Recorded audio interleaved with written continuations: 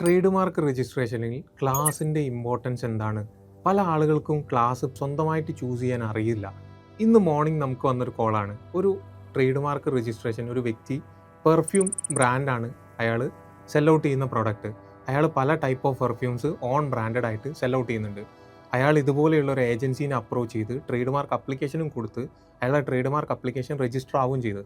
പക്ഷേ അയാൾ ഓപ്റ്റ് ചെയ്തിട്ടുള്ള ക്ലാസ് 35 ആണ്. പക്ഷേ on branded product cell out ചെയ്യുന്നത് ട്രേഡ് മാർക്ക് രജിസ്ട്രി പറയുന്നത് ക്ലാസ് 3 ആണ്. അപ്പം നമ്മൾ ഒരു ട്രേഡ് മാർക്ക് അപ്ലിക്കേഷൻ കൊടുക്കുന്ന സമയത്ത് റോങ് ക്ലാസ്സിലാണ് നമ്മൾ അപ്ലിക്കേഷൻ കൊടുക്കുന്നതെന്നുണ്ടെങ്കിൽ ആ അപ്ലിക്കേഷൻ കൊടുക്കുന്നതിനെ കൊണ്ട് നമ്മളെ ബ്രാൻഡിന് യാതൊരുവിധ പ്രൊട്ടക്ഷൻസും ഉണ്ടായിരിക്കില്ല. ഇനി ആ വ്യക്തിനെ സംബന്ധിച്ചിട്ട് അയാൾ ക്ലാസ് 3യിൽ രണ്ടാമതും അപ്ലിക്കേഷൻ കൊടുത്ത് 1.5 കൊല്ലത്തോളം വെയിറ്റ് ചെയ്തിട്ട് വേണം ഈ അപ്ലിക്കേഷൻ അപ്രൂവൽ ആവാൻ വേണ്ടിയിട്ട്.